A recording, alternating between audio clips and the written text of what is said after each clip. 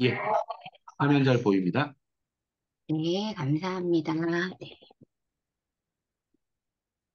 네, 인사드리고 시작하겠습니다. 저는 중3 팀장 맡고 있는 소혜란이고요. 오늘 설명에 제가 12개 질문으로 중등부, 세부, 독서 토론, 논술에 관련된 궁금증에 대해서 조금 정리를 해봤습니다. 네, 그 부분 살펴보시려면 재원생 학부모님도 있으시고, 아니, 그 외부 학부모님도 계실 것 같아서 일단 저희 워크북 구성을 좀 살펴보시면 이해하시기가 조금 쉬울 것 같아서 워크북 구성 말씀드리고 정리한 자료 가지고 12가지 퀘스천에 대해서 말씀드리고 7, 8월 저희 프로그램 안내 드리고 마무리하도록 하겠습니다. 네, 일단 저희 워크북이고요. 저희 중학교 1학년 애기들이 저저번 주에 공부하고 있었던 실제 워크북입니다. 예. 어느 외계인의 인류학 보고서고요. 저희 수업은 도서를 하나 골라서 미리 책을 읽고 자체 제작되어 있는 워크북을 풀어와서 3시간 동안 독서 토론 논술을 하는 형태로 수업이 진행되고 있습니다. 근데 이제 보통 1학년 같은 경우에는 저희가 분기나 한 학기 정도의 선행에서 그 교과 연계 독서들을 많이 선정을 하고 있어요. 그래서 지금 보고 있는 인류학 보고서 같은 책은 중학교 1학년 혹은 2학년 때 배우는 사회 1의 후반기 내용에 해당이 되는 내용이고요. 보통 사회교과서 편성이 앞부분에 자연 환경이 제시가 되어 있고 후반에 인문환경, 그래서 정치, 경제, 그다음 사회문화의 기본 개념들이 제시가 되어 있어요. 그래서 친구들이 지금 이 책을 읽게 되면 사회를 배우고 있는 친구 같은 경우에는 2학기 때 바로 학교 교과 과정에서 확인할 수 있는 내용입니다.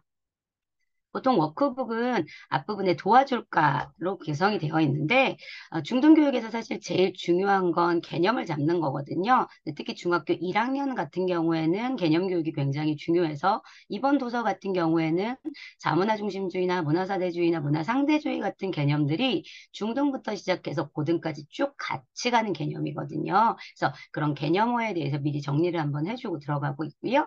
뒤에 이제 이마란이라는 챕터가 꼭지가 편성이 되어 있는데 어머님들이 워낙 아이들 어휘력 걱정 많이 하시죠? 그래서 저희 선정도서에서 나오는 한자어 중심의 어휘들 그리고 개념어들 그리고 사자성어들 까지 해서 기본적인 어휘들을 매 책에서 한 번씩 점검할 수 있도록 편성이 되어 있습니다.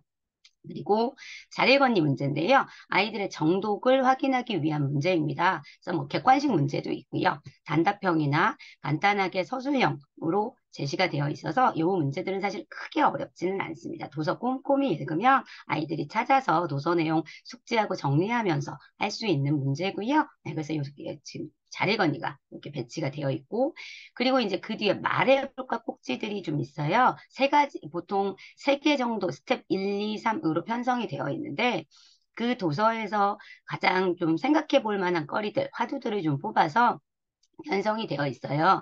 그래서 아까 지금 문화인류학이니까 사회과학 같은 경우에는 내신 문제도 마찬가지고 기본적인 인문학적, 그 사회학적 상상력도 개념 이해에서부터 시작을 많이 하다 보니까 맨 처음에 내신에서도 좁은 의미의 문화와 넓은 의미의 문화 뭐 정치를 배우더라도 좁은 의미의 정치와 넓은 의미의 정치 이런 식으로 그 협의와 광의의 의미를 제대로 개념 이해를 했는지를 좀 파악하는 단계가 필요하거든요. 그래서 그걸 서술형으로 해서 자기가 개념을 체화를 한 다음에 여기 예시들에 적용하는 형태로 문제가 구성돼 있어요. 그래서 보통 스텝은 이렇게 개념 이해를 적용을 하거나 비판을 하고 문제를 인식하고 원인 분석을 해서 대안을 제시하거나 하는 형태로 두 개나 세 개 정도로 문제가 구성이 되어 있습니다. 그래서 이게 하나, 둘, 그리고 세 개 이렇게 형성이 되어 있는데 앞에 두 개는 개념들을 숙지해서 사례에 적용하는 학습적인 형태가 강했다면 세 번째 스텝 같은 경우에는 청소년들의 사회화 과정에서 분리 전이 통합 초등학교 졸업하고 중등 예비 과정을 거쳐서 중학교에 들어가는 과정을 통해서 사회화 과정을 보는 게 있거든요. 근데 그런 부분에서 2, 3번 같은 경우에는 현재 그 뭐 헬리콥터 맘이나 아니면 뭐 캥거루족이나 해서 아이들이 지금 성인으로서 완전하게 독립하지 못하는 사회적인 현상들이 나타나고 있을 때 올바른 성인이 되기 위해 필요한 건 뭐니? 이런 식으로 사회에 적용해 보는 형태의 문제까지 좀 잡혀 있고요. 여기는 자유 토의 단계들이 있기 때문에 저 같은 경우에는 스텝 하나에 무조건 한 번은 발언을 하게 하거든요. 그래서 자기가 단답형으로 써온 걸 문단으로 구성을 하고 자기 답변 하나를 다른 친구들하고 확장을 해가면서 사고하는 토의 단계라고 생각하시면 되고요. 그 다음 워크북은 토론의 바로 구성이 되어 있어요. 그래서 이건 찬반 토론입니다. 찬반 토론 같은 경우는 형식이나 격식을 갖춰서 입론, 교차 조사, 반박, 최종 변론 형태로 뭐 2분에서 3분 정도의 개별 발언 시간이 주어지고 팀을 나눠서 승부를 좀 하는 토론이 될 것 같고요. 마지막에 네, 네. 그리고 마지막에 논술해봐. 논술해봐는 1학년 같은 경우에 지금 600자 정도로 지금 구성이 되어 있죠. 2, 3학년 올라가면 7, 800자 정도로 구성이 되어 있고요.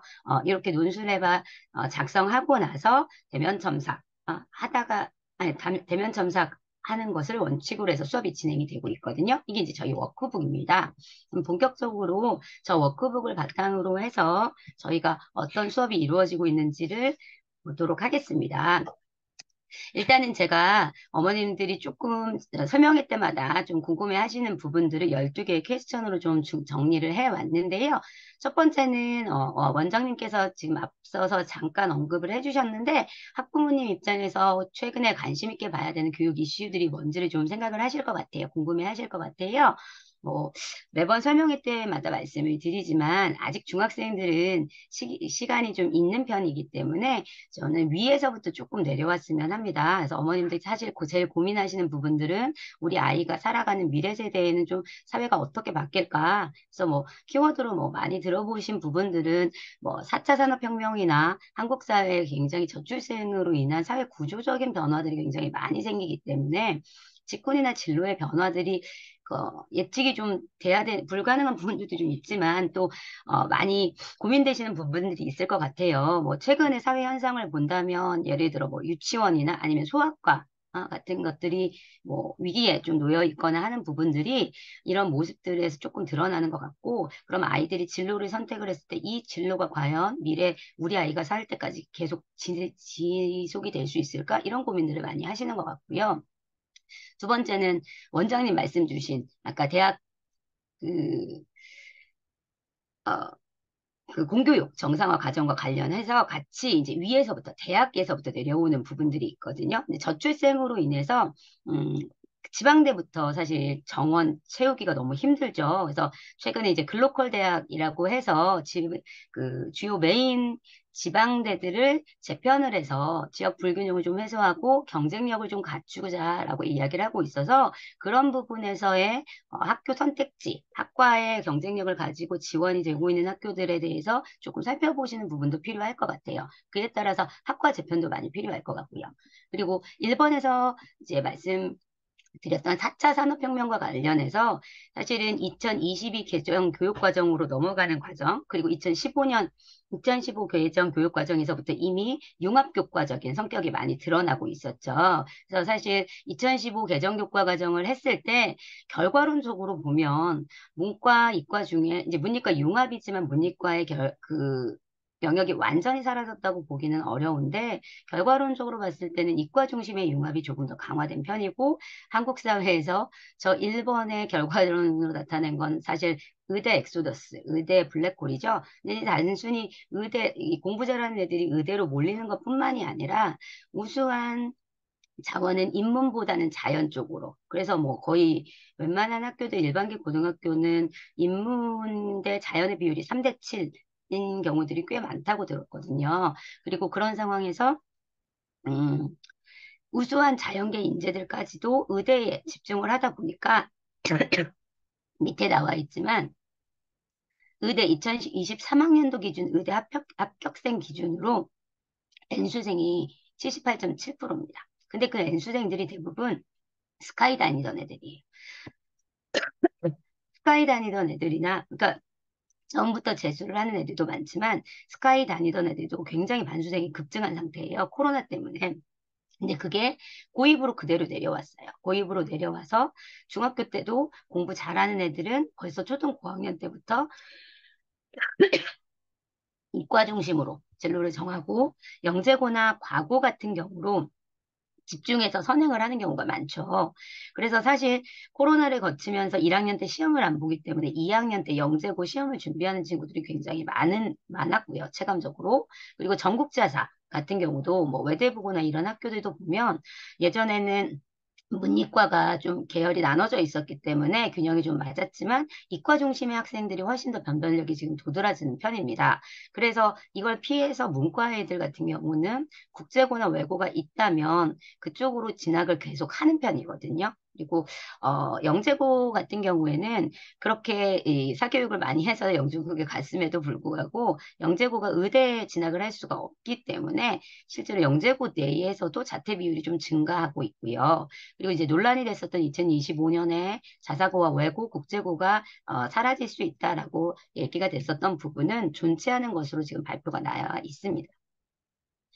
그리고 지금 2015 개정 교육 과정에서 지금 초5 학생들 그리고 중2 학생들이 학교에 들어가는 과정부터는 2022 교육 과정으로 교과서가 바뀝니다. 교과서가 바뀌어서 내년부터 초등학교는 순차적으로 시작을 하고요. 2025년에 중고등학교가 순차적으로 시작을 해서 그게 마무리되는 2027년에 보게 되는 2028학년도 수능이 대대적으로 개편이 돼야 하는 상황입니다.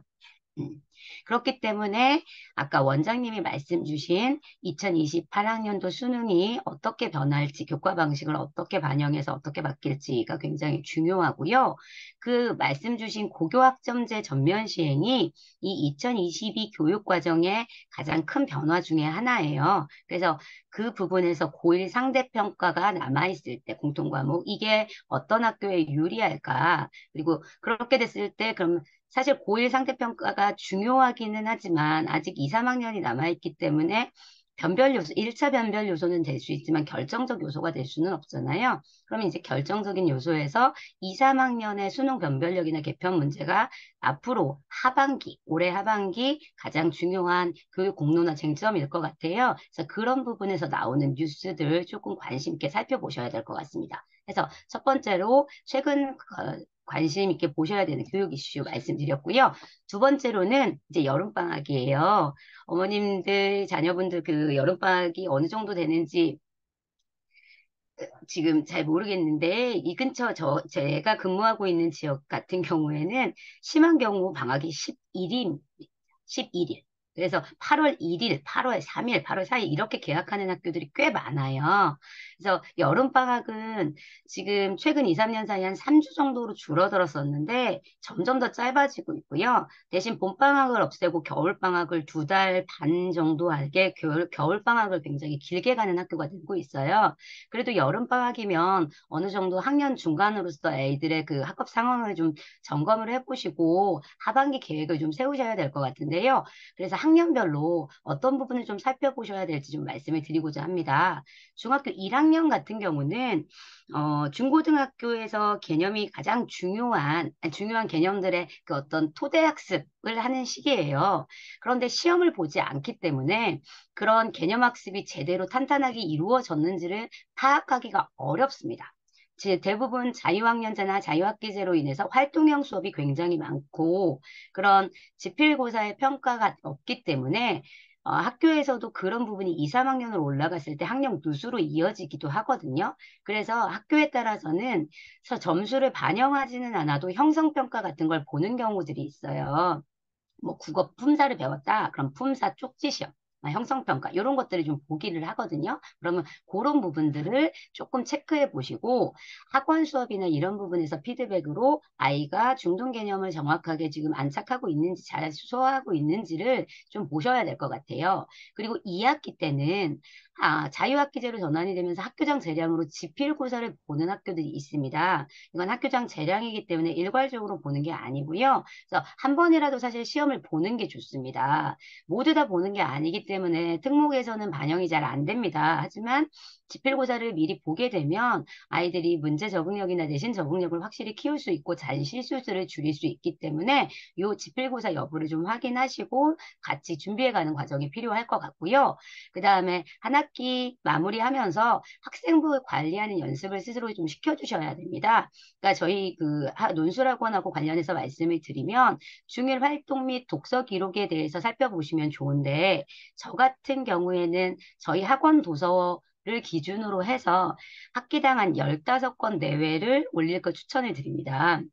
1, 2학년 때 학기당 15건이면 적은 편은 아닌데요. 1, 2학년 때 그렇게 올려놓으면 3학년 때 조금 권수를 줄이면서 아이의 지적 호기심을 보여줄 수 있는 조금 볼륨 있는 책으로 올라갈 수가 있어요. 그래서 독서 기록이 학기마다 마무리가 되기 때문에 제대로 마무리가 됐는지, 그다음 1학기 때 혹시 활동한 게 뭐였는지. 근데 사실 나이스가 지금 굉장히 불안정한 상태고 원래 학기가 끝나고는 1학기 끝나고는 올라온 내용이 거의 없을 거예요. 근데 이제 학년이 바뀔 때 이런 부분들을 조금 보셔야 되고 그랬을 때 지금 개혁하시는 뭐 자유학기 활동이나 동아리 활동 같은 게 있으면 1학년이나 2학년은 문이과 융합 골고루 가는 게 제일 좋습니다. 혹시 이과 영재고나 과고를 준비하신다고 하실지라도 뭐 언어 능력이나 인문사회적인 활동들이 있으면 플러스 요인이 되거든요. 그래서 1, 2학년 때는 골고루 가는 게 좋고 역시나 국제고나 외고도 마찬가지입니다. 과학적인 활동들이 있으면 오히려 플러스 요인이 되고 이야기를 풀어나가기 훨씬 좋기 때문에 문이과 골고루 갈 수 있게 경험할 수 있게 2학기 활동도 계획해 주시면 좋을 것 같습니다. 2학년 같은 경우에는 내신을 이미 한번 봤죠. 그래서 내신 결과에 따라서 조금 점검이 필요하실 것 같아요. 1학년 때 잘하고 있는 줄 알았는데 혹시 주요 과목이 B가 나왔다. A가 나왔다 그러면 성공적으로 안착한 거지만 B가 나왔다면 사실 내신 적응이 최우선이기는 합니다. 이게 아이들의 자존감이나 스스로 학습 목표를 설정하는 데 굉장히 큰 영향을 미치기 때문에 단계적으로 가장 좋아하고 중요한 과목 중심으로 내신 적응을 잡아가는 게 최우선이고요. 하지만 그렇게 되고 난 다음에 특히 올 A가 나온 친구들 같은 경우에 내신이 전부라고 생각했다가 굉장히 큰 코다를 칠 수가 있거든요. 근데 아이들이 지금 내신 A 나온 친구들은 수능 끝난 기분이거든요. 그래서 내신에 함몰되지 않도록 그래서 지적 창의성과 시야가 제한되지 않도록 확장해주는 과정이 꼭 필요합니다. 안 그러면 사실 내신 때문에 시야가 좁아져서 나중에 비교과에서 굉장히 경쟁력이 뒤처질 수 있거든요. 하는 사이에 사실 2, 3주나 이게 지나가고 학습 패턴이 많이 달라져요. 그리고 지금 올해가 생각보다 아주 어렵지는 않습니다. 왜냐하면 지필고사가 코로나를 거치면서 서술형이 거의 사라지고 있어요. 지필고사 내에서 중간고사, 기말고사 내에서 서술형이 있는 학교도 있지만 대부분 객관식 위주로만 25문제 내외로 보고 수행평가 문제가 더 어려워진 경우가 굉장히 많아요. 그래서 사실 그 학교가 아이들 교육에 굉장히 열의가 있는지 없는지는 수행평가 문제를 보면 파악할 수 있습니다. 그래서 수행평가 문제의 질이 천차만별이고요. 근데 그거에 대해서 대응하는 학생들 반응도 갈립니다. 어머님들이 이제 2학년 때 아이들이 점수에 욕심을 내기 시작을 하기 때문에 가시적으로 A, B 평가가 나오기 때문에 애들 성향이 좀 많이 달라지거든요. 근데 이제 너무 욕심내는 친구들은 그렇게까지 할 필요가 있을까 싶게 밤새서 수행평가를 좀 과하게 준비하는 경우들도 있어요. 또 아닌 친구들은 성취도가 낮은 학생일수록 수행평가 같은 경우는 피드백이 바로 나오는 게 아니거든요. 그래서 수행평가 점수를 모릅니다. 물어보면 감점됐어? 감점된 부분을 잘 몰라요. 아직 안 나왔는데요. 근데 그런 부분에서 즉각적인 피드백이 안 생기니까 나중에 성적표 받아보면 격차가 이미 벌어져 있는 경우가 많거든요. 그런 부분에 대한 점검이 필요하십니다. 그리고 수능 국어는 저는 내신을 보기 전에 수능 국어에 노출시키는 거는 반대하는 편인데요. 수능 국어는 언어 능력을 좀 평가하는 편이고요. 내신은 암기가 많습니다. 근데 수능 국어 능력, 그거를 풀 수 있는 아이들은 언어 능력이 좋은 친구들이잖아요. 그런 친구들이 수능 국어에 너무 빨리 노출이 되면 사실 약간의 지적 허세가 빨리 생겨서 내신 문제가 우습습니다. 내신 문제는 굉장히 눈속임도 많고, 아다르고 어다른 경우도 많고, 학교 선생님이 설명하시는 방식의 표준화해서 맞춰지는 경우도 되게 많아요. 그런데 일단은 내신 점수가 나오기는 해야 되니까, 그래서 내신에 대해서 적응을 하고, 그리고 2학기 때 올해가 나왔다면 순차적으로, 수능 문제에, 네, 그 노출을 시키셔서 적응을 시키시는 게 국어적인 부분에서 양쪽 다 같이 잡을 수 있는 방법이거든요. 그래서 그걸 추천을 좀 드리고요. 3학년 같은 경우에는 사실 이제 진로를 지금 고민을 하실 것 같아요. 영재고나 과고 같은 경우는 이미 준비를 하셨고, 그래서 그 부분을 결정을 하셨을 것 같고, 내신이 적응이 어느 정도 된 상태에서 특목고 일반고 지원 여부를 결정을 지으시면 이 3학년 2학기가 은근히 학습 공백기가 생기기가 쉽습니다. 그래서 특히 일반고로 가는 친구들 같은 경우에는 고등 선행학습에 대해서 학습 동기부여를 시켜주시는 게 굉장히 중요합니다. 그런 상황에서 빨리 수능 국어로 가야 되나 이런 고민을 하실 수도 있어요. 저희도 사실 그런 고민들을 없지 않아 하고 있기 때문에 분원에 따라서는 독서 프로그램과 그 국어 프로그램들을 병행해서 부교재로 좀 활용들을 많이 하고 있거든요. 그래서 사실은 독서를 이렇게 그 중3 같은 경우에는 독서 수준도 어렵고 현실적으로 좀 어려워하는 학생들이 꽤 많지만 그리고 책을 읽을 시간이 좀 없다고 생각하시는 경우도 많은데 지금이 사실 제일 덜 바쁜 시기고 독서에 가장 집중할 수 있는 시기입니다. 1, 2학년 때 독서는 아직 성인 수준까지 가지는 않았었거든요. 근데 이제 중3에서 성인 수준으로 올라갈 수 있도록 저희가 이제 고등학교 1, 2학년 프로그램을 위주로 중3 독서 프로그램을 짜요. 그래서 거기까지 수행을 하게 되면 일단 독서를 중3까지 해놓으면 수능 적응력은 문이과 상관없이 굉장히 수월한 편이고요. 장기적으로 봤을 때 성인이 됐을 때도 독서 능력을 좀 지속적으로 키워나갈 수 있는 역량이 된다라고 생각하시면 될 것 같습니다. 자, 세 번째로는 CNA 커리큘럼 말씀드릴 건데요. 아까 말씀드린 것처럼 독서, 토익, 토론, 논술. 그래서 워크북 미리 말씀드린 게 비문학 같은 경우에는 그 스텝 문제들이 사실적 독해, 추론적 독해, 그리고 비판적이고 창의적인 독해 순으로 거의 문제들이 구성이 많이 되어 있어요. 그리고 문학 같은 경우에는 소설 다보기 시리즈나 세계 문학들을 많이 있거든요. 그래서 공감적인 이해 능력이나 사회학적 상상력을 좀 키우려고 하고 있고요. 토의 토론 단계로 말하기 단계가 많이 만들어져 있어서 찬반 토론으로 논리적인 어떤 설득력이나 논증력 자체를 약간 승부욕을 건드려서 같이 활용하는 연습도 하고요. 그 찬반 토론을 하게 됐을 때 맹점이 반대를 위한 반대, 시야가 좁아지는 경우도 좀 생기거든요. 그래서 다자 토론이나 토의를 통해서 조금 더 유연한 발언 능력을 좀 가지고 사고력을 가질 수 있도록 지도하고 있습니다. 마지막에 글쓰기인데요. 텍스트가 많이 어려우면 아이들이 글쓰기까지 가기가 어렵습니다. 사실 논술학은 굉장히 많잖아요. 그런데 도서 수준을 너무 무리해서 잡으면 선생님이 소화시켜줘야 하는 내용이 너무 많아집니다. 그래서 아이들이 그거에 의존해서 말까지는 갈 수가 있는데 글까지 가기가 쉽지 않아요. 근데 실제로 이 모든 활동들을 마무리하는데 글만큼 좋은 활동은 없습니다. 그래서 종합적이고 균형적인 사고력과 자기만의 어떤 표현력을 가져가는 데 있어서 글쓰기는 하는 만큼 드는 거고요. 그래서 글쓰기 최대한 많이 할 수 있도록 커리큘럼 진행하고 있습니다. 그래서 매달 대주제가 바뀌고요. 그 안에 매 워크북들이 한 권 한 권씩 소주제를 차별화해서 구성이 되어 있습니다. 다양한 책들을 읽을 수 있도록. 이제 독서 토론 논술을 세분화해서 어머님들이 자주 궁금해하시는 부분들에 대해서 한 두세 개씩 질문을 정리해봤어요. 첫 번째는 독서 관련해서 말씀 주시는 그 부분 중에 어휘력 고민을 굉장히 많이 하세요. 그리고 워낙 문해력에 대해서 사회적으로 고민을 많이 하니까. 근데 사실은 어휘력은 어머님들이 체감하시는 부분이고, 그리고 문해력이라는 것을 독해력이라고 생각하기도 하는데, 아까 광의를 말씀을 드렸지만, 좁은 의미로 문해력이 독해력으로 이해가 될 수는 있어요. 하지만 넓은 의미로 보면, 문해력이라는 것이 단순히 독해력만 의미하는 건 아닙니다. 그래서 우리 아이 성향을 잘 살펴보시면, 아이가, 어떤 그 문자적인 리터러시, 그 독해력이나 문해력이 강할 수도 있고 약할 수도 있어요. 똑같은 문자 리터러시 내에서도 영어 텍스트에 대해서는 훨씬 더 이해를 잘하는데 한자어가 많이 쓰이는 그런 텍스트는 좀 약할 수도 있습니다. 그런 부분들을 조금 살펴보시면 좋을 것 같아요. 근데 언론에서 지적하고 있는 대부분의 문해력 문제들은 한자어 중심의 문해력들을 많이 이야기를 합니다. 사실은 저는 그 부분에 대해서는 약간 좀 너무 과장된 부분도 있다라고 생각하는데, 물론 아이들의 문해력이 떨어진 건 맞습니다. 맞지만 언어적인 환경도 굉장히 많이 변화했고, 영어를 먼저 그 한자보다 영어를 먼저 많이 접하기 때문에 아이들의 언어적인 사고의 틀이 많이 바뀐 상태거든요. 그래서 무조건 한자식으로 회계해라라고 언어 문화가 바뀌기는 쉽지 않다고 생각하거든요. 그럼에도 불구하고 한국어가 70%가 한자어이기 때문에 한자어를 놓칠 수는 없어요.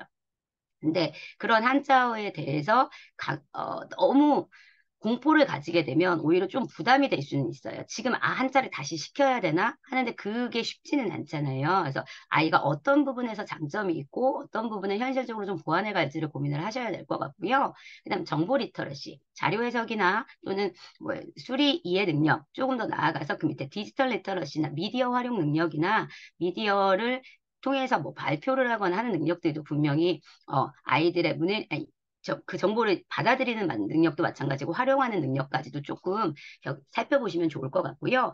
그리고 문해력에서 글로 되어 있는 것뿐만이 아니라 상대와 말을 해봤을 때 대화가 안 통하는 경우도 굉장히 많아요. 서로 다른 얘기를 하는 경우도 동문서답하는 경우도 굉장히 많거든요. 그래서 소통과 커뮤니케이션에 대한 능력들 그리고 다양한 문화에 대한 수용적이고 관용적인 이해 능력들까지도 넓은 의미로는 문해력이라고 볼 수 있을 것 같아요. 그래서 아이들이 과연 우리 이 아이가 이 부분에서 어떤 부분이 약한지를 좀 종합적으로 평가를 하셔야 될 것 같아요. 약한 부분과 장점이 있을 거예요.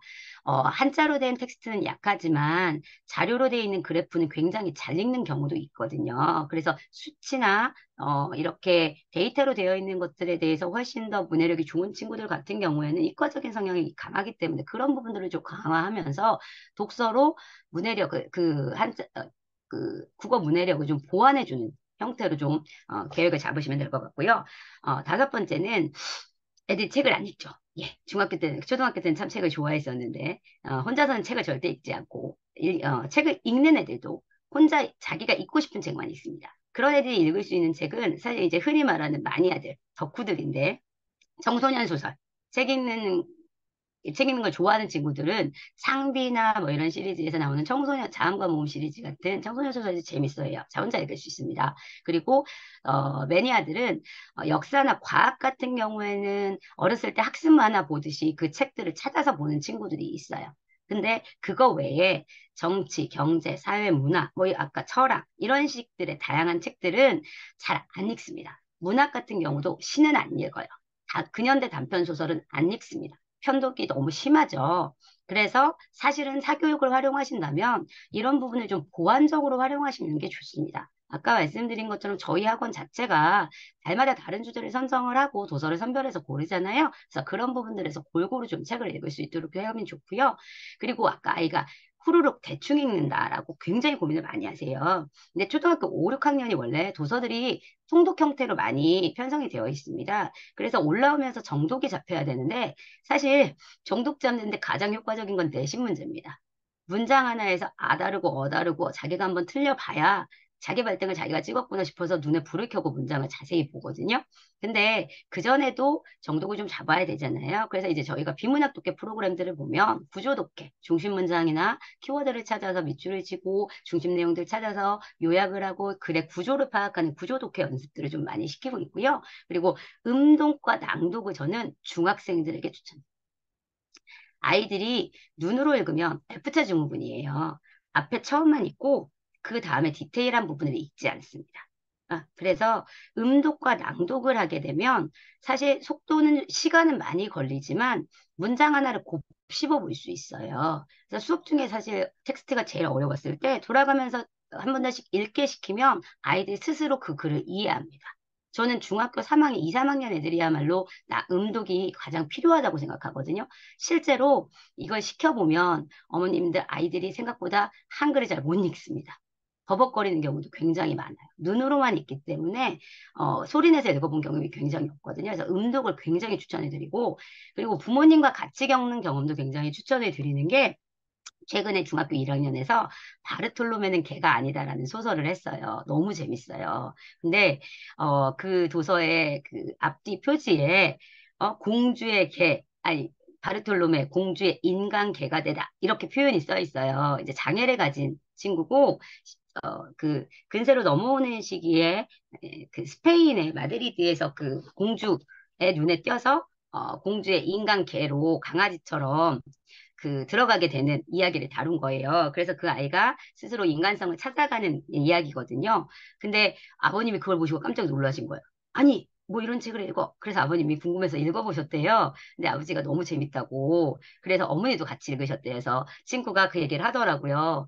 그 어머니랑 아버님이랑 아이랑 같이 책을 읽었는데 그리고 나서 책 얘기를 한참 하셨대요. 모든 책을 같이 읽으실 수는 없습니다. 근데 소설 같은 경우에는 그렇게 한두 권씩 같이 읽어보셨을 때 굉장히 아이하고 소통하는 데 도움이 되시거든요. 그래서 추천드립니다. 그리고 아, 우리 아이에게 방학 때 책을 좀 많이 읽히고 싶은데 어떤 책을 좀 읽혀야 될까 고민을 좀 많이 하시죠. 사실 제일 좋은 건 세 번째, 네 번째 있는 도서관이나 서점에 가서 아이가 읽고 싶어 하는 책들을 골라주시는 겁니다. 근데 그랬을 때 아이들이 분명 어머님 마음에 안 드는 책을 가져올 수도 있어요. 그럴 때, 좀 학습적으로 도움되는 책을 좀 읽혀주고 싶은데, 그러면, 교과서나 참고서를 한번 살펴보시면, 그 뒤에 참고도서들 출전들이 좀 있어요.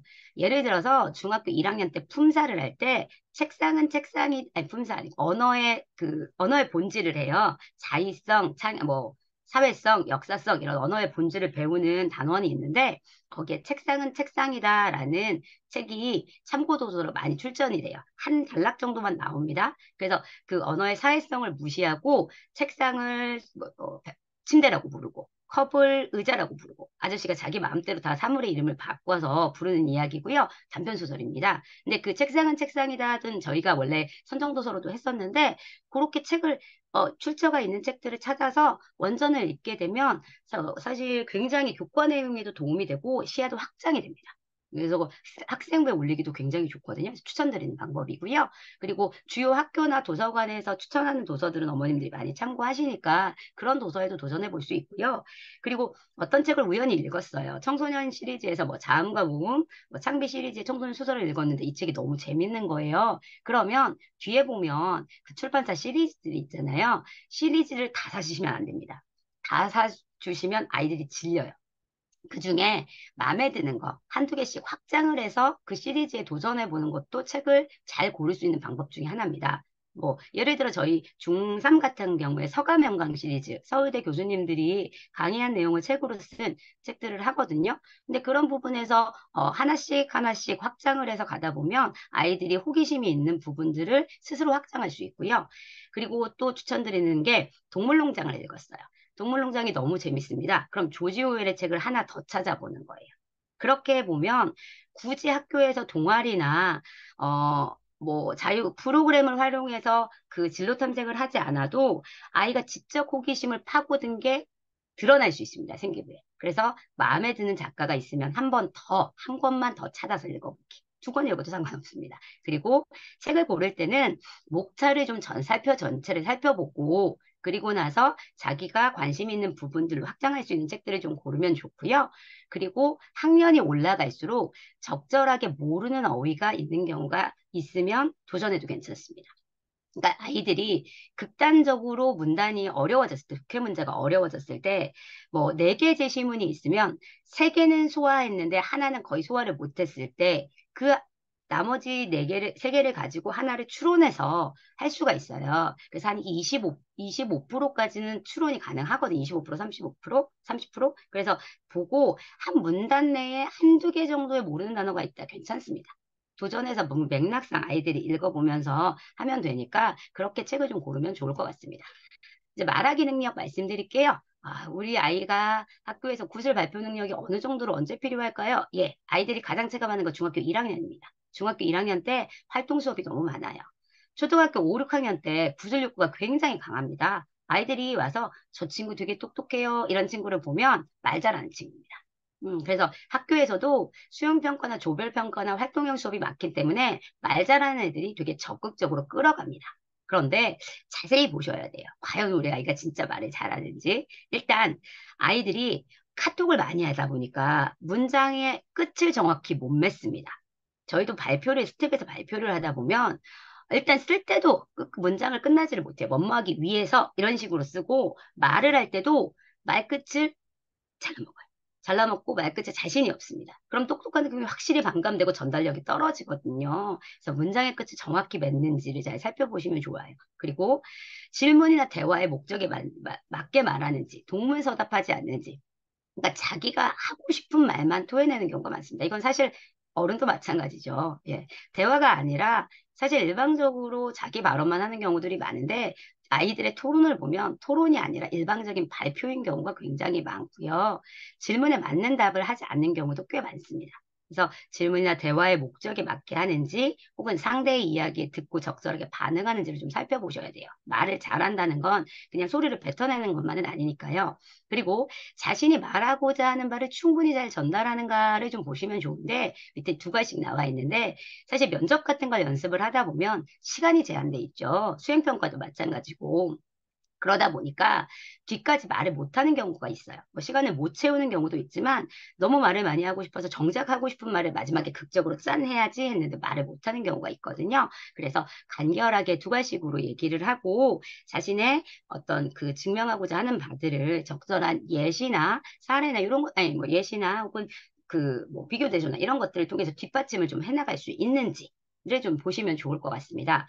그래서 사실 발언 시간을 보게 되면 어머님들 아이들이 저희가 이제 토론 시간을 주는 게 2분 내지는 3분을 줘요. 근데 2분이나 3분을 텍스트 없이 말할 수 있다면 구술 능력에 전혀 문제가 없습니다. 근데 실제로 토론을 굉장히 잘하는 3프로 친구들도 텍스트가 없이 발언을 하라고 하면 쓰지 말고 텍스트 없이 발언해봐 라고 얘기를 하면 발언 호흡이 한 40초에서 50초 내외입니다. 그래서 아이들이 그 뭐 지금은 토론 자료들이나 이런 부분들이 많은 활용을 하니까 근데 토론 자료가 없이 2, 3분 정도, 3분 정도 발언 호흡이 있으면 충분히 자기 혼자서 발언했을 때 충분히 그 중학교에서 발언 능력이 잡혔다라고 생각을 하시면 될 것 같고요. 보통 학교의 수행평가나 구술평가나 이런 것들은 시간을 정해주고 아이들이 대본을 미리 한번 작성해 봅니다. 그래서 A4 한 3분의 2 정도 되면 한 3분 정도 나와요. 그래서 그렇게 호흡이 되면 되는데 수행평가 같은 경우는 작성을 사전에 해보는 경우니까 그렇게 시간 조절을 하는 연습을 하면 좋고요. 외대부고 같은 경우에 개별 면접을 봤을 때 한 문항에 한 4분 정도가 나옵니다. 그러면 자기 관심사를 텍스트 없이 한 4분 정도 풀어낼 수 있는 호흡이면 고등학교 올라갈 때 뭐 상위권, 최상위권이라고 생각해도 괜찮으실 것 같아요. 그리고 이제 여덟 번째, 애가 말을 안 합니다. 네. 8번은 말을 안 하는 애고 9번은 너무 말을 많이 하는 애입니다. 8번에서 말을 안 했을 때 사실 이런 아이들은 저도 MBTI I인데 익스트림 I입니다. 네. 익스트림 I인 아이들은 타인의 시선을 굉장히 신경을 많이 씁니다. 그래서 오히려 어머님이 보시는 거랑 애들 사이에 있을 때가 좀 달라요. 그래서 애들 사이에 있을 때 토의보다도 토론에서 다 말을 하잖아요. 이게 주고받고, 입론, 교차, 반박, 최종 반응. 주고받고 게임처럼 하는데 여기서 제가 말을 안 하면 저한테 모든 게 집중이 되기 때문에 말을 해야 됩니다. 그래서 아이들 같은 경우에는 그때 오히려 말문이 트이는 경우가 많아요. 그래서 인원이 너무 적으면 자기에게 부담이 오기 때문에 한 8명 정도가 아이들한테는 좀 분산이 됩니다. 자기가 적절하게 좀 자신 없게 좀 틀린 말을 한 것 같아도 다른 애도 틀릴 수 있거든요. 그러면 애들이 자신감이 좀 붙어요. 그리고 남들도 이분을 빨리빨리 말하니까 내가 여기서 튀면 안 되니까 맞춰서 강제로라도 말을 하게 되더라고요. 그리고 자신 있게 말할 수 있는 것부터 하게 하는 게 좋기 때문에 저는 사실 토의 단계에서는 무조건 하나는 해야 돼라고 해요. 근데 앞부분의 사실적인 독해들은 제시문들을 활용하거나 파악을 하는 문제니까 답변하기가 조금 수월하거든요. 그러면 자신 있게 말할 수 있는 것부터 좀 손댈 수 있게. 그래서 선생님이 뭐 티 안 나게든 이렇게 해서 조금 아이들을 자신 있게 말하게 끌어올 수 있도록 하는 게 좋고 그런 거는 이제 수업하시는 선생님들하고 좀 피드백을 하시는 게 좋죠. 그리고 가정에서부터 계속 일상적인 대화들도 많이 해주시면서 긍정적 피드백을 해주시는 게 제일 좋아요. 애들이 제일 무서워하는 거는 자기가 발언을 했을 때 틀렸을 때 오는 비난이나 비웃음이거든요. 그런 부분에서 아이가 자신 있게 말했을 때 약간 오버다 싶을 정도로 칭찬을 해주는 것도 좋고 살짝 툭 던져주는 칭찬이 애들한테 굉장히 씩 웃음 짓게 하면서 다음번에도 자신 있게 말할 수 있게도 해줍니다. 그러니까 저 같은 경우에도 느껴지는 게 조용한 애들이 그렇게 한번 칭찬을 해줬을 때, 뭐 의식적으로 칭찬하는 건 아니에요. 그런데도 막 뒤에 가서 엄마, 내가 이걸 잘한다고 칭찬받았어. 이런 피드백을 엄마랑 같이 공유하는 경우가 많아요. 그러니까 아이들한테는 그게 되게 크게 느껴지는 경우죠. 그래서 이런 피드백을 선생님들도 신경 쓰고 어머님들도 조금 더 봐주시면 좋을 것 같아요.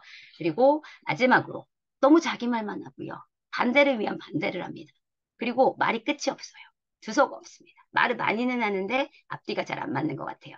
그래서 아까 이게 말씀드린 것처럼 구술 단계도 변하는데 1차적으로 아이들이 자기 의견과 자기의 감정을 표현합니다. 굉장히 논리적인 말하기를 좋아하는 친구들이요, 오히려 좀 과격하게 말할 때가 있어요.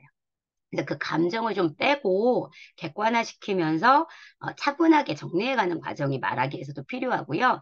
그런 과정에서 시간을 정해놓고 하는 토론은 이 친구들에게도 도움이 됩니다.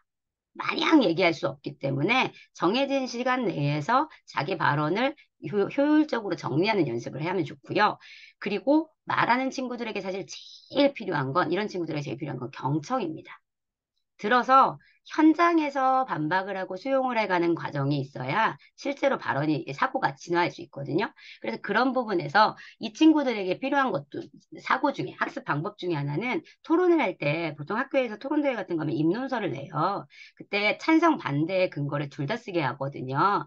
찬반, 어떤 대립적인 논제들에 대할 때 찬반 근거를 다 조사하고 말하게 하는 게 사고의 균형을 잡혀주는데 굉장히 도움이 됩니다. 그래서 저 같은 경우에는 일부러 수업 중에 이건 무조건 찬성이 만든 거 아니에요? 하는 친구는 반대를 시킵니다.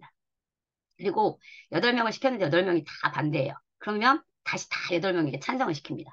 그런 사고를 통해서 조금 이 찬반의 균형을 좀 잡힌 게 되면, 그러면 아이들이 학년이 올라갈수록 확실히 수용성이 좋아지거든요. 그리고 찬반 토론에 의해서 승부욕이 너무 지나치게 과열되는 건 과유불급이거든요. 오히려 역효과가 날 수 있기 때문에 비경쟁 토의 문화도 경험할 수 있게 합니다. 그러니까 토론만이 이 문제를 다 같이 협력해서 풀어가는 대화 과정은 아니거든요. 그래서 토의를 통해서 조금 더 협력적인 말하기를 연습할 수 있게 해주면 좋을 것 같고요.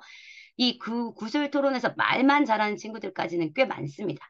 그래서 균형 잡힌 사고를 얘기하는 데는 글쓰기가 최고죠. 그리고 그래서 글쓰기로 넘어가도록 하겠습니다.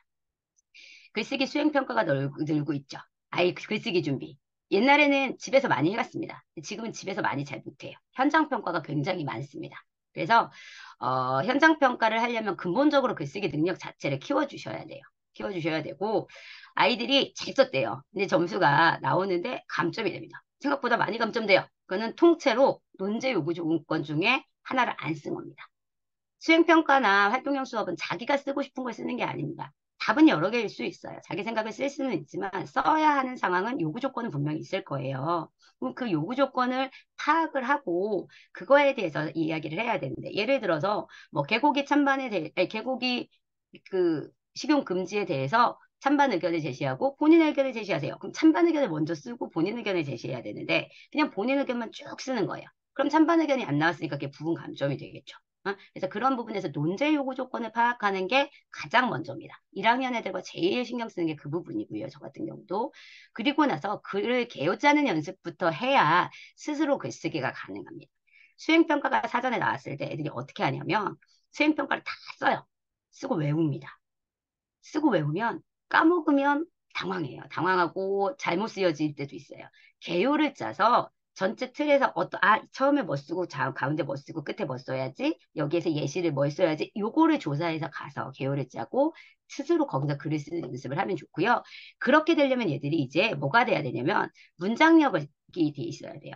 어머님들이 체감하시는 아이 글쓰기의 최대 문제가 어휘력이면, 저는 강사 입장에서 제가 체감하는 글쓰기의 최대 문제는 문장력입니다. 아이들 문장이 다 귀신이에요. 머리가 없어요. 머리가 없고 꼬리도 없습니다. 그래서 문장력이 완성되는 아이들이 문단도 쓸 수 있어요. 그래서 1, 2학년 같은 경우에 저는 문장력을 보고 이 아이의 글쓰기를 가장 먼저 판단을 하고요. 그리고 문단 구성력을 키워야 됩니다. 스텝 같은 경우에 저희가 답변을 보완을 할 때, 그러니까 논제 요구 조건을 파악하면서 한 줄짜리 답은 대체가 답이 아니라고 하거든요. 그러니까 변화를 쓴다 그러면 이전과 이후, 변화의 계기, 그게 미친 영향 해서 세 문장, 네 문장으로 문단을 단계적으로 구성하는 연습을 하고, 그리고 아까 개요부터 개요를 짜서 긴 글까지 갈 수 있는 연습을 단계적으로 하는 게 좋고요. 그리고 좋은 글을 사실 많이 읽어야 다른 글을 쓸 수도 있습니다. 근데 좋은 글을 많이 읽으면 초기 애들이 어떻게 하냐면 제시문을 많이 베낍니다. 많이 베껴요. 논술에서 보면 아까 제시문들이 있었잖아요. 그래서 제시문을 베끼는 부분을 제시문을 활용하고 제시문으로부터의 논지를 파악한 다음에 스스로 해방되게 자기 의견이 갈 수 있는 단계까지 가는 게 글쓰기가 조금 더 내용적으로 발전하는 부분이라고 생각하시면 될 것 같고요. 아까 저희 1학년 글쓰기가 600자였죠. 600자 글쓰기를 써오면 실제로 한 30분이면 써요, 애들이. 예, 근데 그 내용을 자세히 보면 논리 구조나 이런 부분에서 중복되는 부분이 꽤 많습니다. 했던 말이 또 합니다. 예, 그리고 제시문을 그대로 가져오는 경우도 굉장히 많고. 그래서 중복되는 표현이나 중원부원하는 부분을 삭제하잖아요. 그럼 실제 글쓰기 아예 호흡이 나옵니다. 400자인 경우가 꽤 많아요. 400자도 안 되는 경우도 꽤 많습니다. 그래서 아이들이 그 논증 구조 그렇게 겹쳐지는 말 없이 600자까지 늘리는 게 1학년 애들한테 추천드리는 글쓰기고 2, 3학년은 800자 해서 그리고 2학년은 800자, 3학년은 1000자. 그래서 아까 한 3분에서 4분 정도를 혼자말로 할 수 있다면 말하기에 전혀 문제가 없다고 말씀드렸잖아요. 그것처럼 글쓰기도 한 1000자 정도를 자기 생각으로 제시문 없이 쓸 수 있다. 그러면 글쓰기에 전혀 문제가 없습니다. 혹시 텍스트가, 아니 뭐 글쓰기가 한 1500자, 뭐 2000자 이렇게 나올 때가 있어요, 수행평가. 그건 텍스트가 있는 겁니다. 책을 읽고 하든지, 뭐 자료를 조사하든지. 그래서 그 정도로 수급을 생각하시면 좋고, 어머님들이 되게 고민하시는 거. 아유, 글 쓰고 나서 다시 쓰기를 하면 너무 좋을 것 같은데, 저희도 그렇게 생각합니다. 근데 쉽지가 않죠. 예. 아이들이 전체를 글쓰기를 되게 부담스러워해요. 전체가 부담스럽다면 전체 다시 쓰기를 하면 좋지만 매번 하게 되면 아이들이 질려서 나가 떨어집니다. 또 부분 다시 쓰기. 아, 서론이 안 돼? 그럼 서론만. 문장이 잘 안 되면 문장 3개만 골라서. 이런 식으로 부분 다시 쓰기를 해도 효과가 좋습니다.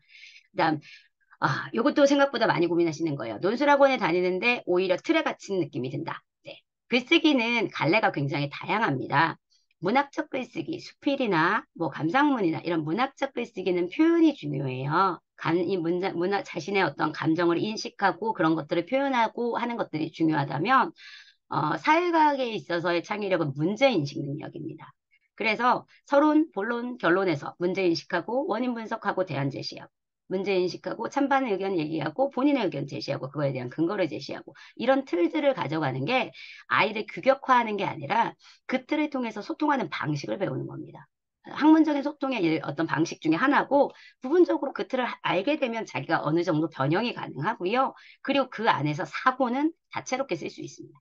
그 답은 여러 개가 될 수 있고 그건 문제 해결 능력이기 때문에 아이의 배경 지식이나 논리적인 사고력에 달려 있는 거라고 생각하시면 돼요. 그래서 글의 형식이 어느 정도 잡히고 난 뒤에는 아이들의 사고를 틔워줘야 글이 늘어납니다. 글이 계속 쭉 늘어나는 게 아니라 어느 순간에 형식적인 틀이 잡히고 나면 아이들의 사고가 확장됐을 때 툭 하고 글쓰기가 좋아지는 순간이 오거든요. 근데 그게 생각보다 시간이 많이 걸립니다. 그러다 보니까 그리고 이 내공이 쌓여야 되잖아요. 그러다 보니까 어머님들이 보시기에는 글쓰기가 매번 비슷하다라는 느낌을 받으실 수 있어요. 형식적으로 완성이 되면 그 다음에는 주제에 따라서 사고의 틀이 완성되는데 쌓이는 시간이 겉으로 드러나지 않을 때가 있어요. 그런 부분은 조금 더 살펴보시면 좋을 것 같고요. 마지막입니다. 사실 국어 논술과 독서 논술, 독서 좋습니다. 근데 당장 아이가 국어 문제를 좀 풀어야 되는 게 아니냐? 예, 제가 사실 할 말이 없습니다. 저도 운동이 좋은 줄 압니다. 하지만 운동을 잘 안 하죠? 네, 후회할 것 같습니다. 네, 독서를 오래 한 친구들은 나중에 저희 애들 중에도 참 동생들이 다니는 학생들이 많아요. 고등학교 간 언니 오빠들이 대학교 간 언니 오빠들이 독서는 해야 된다고 라고 이야기하는 경우가 굉장히 많습니다. 둘째, 셋째가 굉장히 많거든요.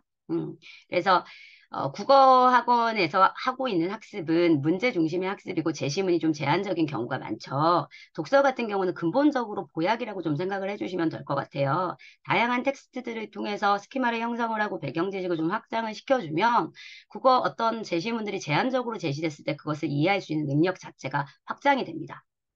그래서 제가 지금 뭐 저희 학원에서 늘 강조하는 두 가지 문구를 굳이 가져왔지만 독서를 많이 하게 되면 이 사고가 열리고 감정도 그렇고 사고도 그렇고 풍요로운 사람이 많이 됩니다. 요즘 아이들 사실 인성교육도 굉장히 고민하시잖아요. 문학을 읽는 친구 치고 소설을 좋아하고 시를 좋아하는 친구 치고 타인에 대한 이해 능력이 공감 능력이 약한 친구는 드뭅니다. 토론을 하게 됐을 때 아까 얘기했지만 자기 발표뿐만이 아니라 찬반 토론을 하고 수용성이 생기게 되면 훨씬 더 관용적이고 열려있는 사람이 됩니다. 그리고 글쓰기를 통해서 외부에서 오는 정보들을 스스로 정리를 해야 아이가 주체적이고 정확한 사람이 됩니다. 그래서 물론 국어도 중요하고 과학도 중요하고 수학도 중요하지만 독서는 시켰을 때 나중에 아이가 고등학생이 되고 성인이 됐을 때 가장 아이가 효용을 스스로 느낄 수 있는 영역이라고 생각합니다. 네. 그리고 마지막으로 지금 질문은 정리한 건 말씀을 드렸고요. 마지막으로 저희 7, 8월 커리만 간략하게 말씀드리고 마무리하도록 하겠습니다. 1월 달에, 아니 8월 달에 이 중1은 자유 학년제라 시험이 없어가지고요. 커리가 다 똑같습니다. 분원별로. 그래서 방학에 문학을 합니다. 그래서 문학으로 호흡을 좀 늘릴 거예요. 그 전에 했던 문학들은 청소년 문학이었어요. 아까 이해력의 그 문해력 말씀드릴 때 문화적인 이해력도 말씀을 많이 드렸는데 아이들이 청소년 문학은 혼자 읽을 수 있는데 번역 문학이나 근현대 문학은 혼자 못 읽습니다. 시공간적 문화 어떤 그 문해력이 떨어지기 때문이에요. 그래서 세계문학 같은 경우에는 단편전으로 시작을 하고요. 지킬 박사와 하이드, 변신, 아이들이 제일 재밌어합니다. 한 번 읽고 나면 중학교 졸업할 때까지 계속 얘기하는 책이죠. 그리고 수레바퀴 아래서는 사실 읽긴 좀 버겁습니다. 번역체가 아이들이 한국 문체가 아니기 때문에 호흡이 100페이지 넘어가기가 쉽지 않아요. 50페이지, B페이지에서 걸리는 경우가 꽤 많거든요. 근데 여기까지 읽으면 호흡이 방학 동안에 꽤 늘어납니다. 그리고 2학년 같은 경우는 옆에가 2학년인데 사실 2, 3학년은 저희가 시험을 보기 때문에 분원에 따라 진도 차이가 있습니다.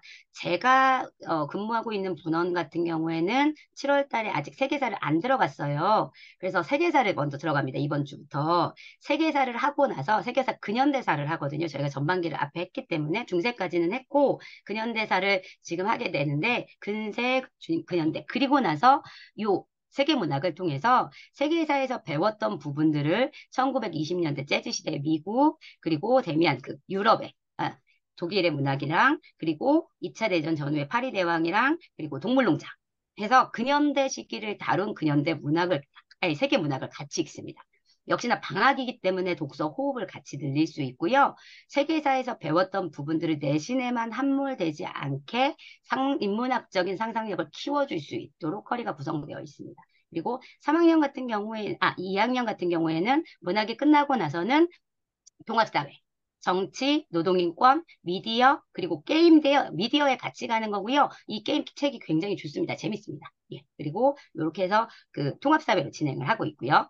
3학년 같은 경우에는 지금 경제학을 진행을 했고요.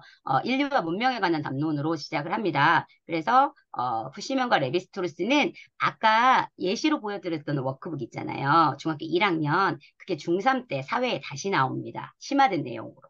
그래서 그 중3에서 나오는 내용, 그리고 고등 사회문화, 통합사회의 사회문화와 그대로 이어지는 내용들을 한 번 더 이어져서 심화한다고 생각하시면 됩니다.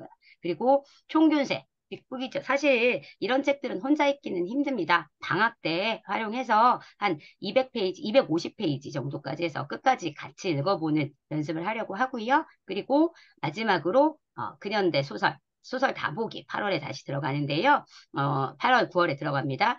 4권은 저희가 일제강점기 소설을 했고요. 5권 같은 경우에는 한국전쟁부터 70년대 산업화 시기까지 해서 연차 순으로 근현대 주요 필독 작품들을 3개씩 배치를 했습니다. 그래서 사실 모든 문학을 다 읽을 수는 없기 때문에 이런 주요 작품들을 읽어놨을 때 그 공시적으로 그 시대를 좀 상상할 수 있는 문학적인 상상력이 좀 생기거든요. 그렇게 됐을 때 아까 말씀드린 것처럼 독서의 효용을 체감할 수 있는 게 모든 근현대 소설을 읽지 않아도 나 이거 전쟁 소설 비슷한 시기 알아. 이거 산업화 시대 인간 소외네. 그런 비슷한 제시문이 나오면 아이들이 충분히 읽을 수 있습니다. 그래서 그런 부분에서 소설 다보기로 그 다음 커리가 구성이 되어 있고요. 네. 일단 저희 그 준비한 프로그램, 7, 8월 프로그램 안내까지 말씀드렸습니다. 오늘 설명회는 여기까지 진행을 좀 하면 될 것 같습니다. 네. 예.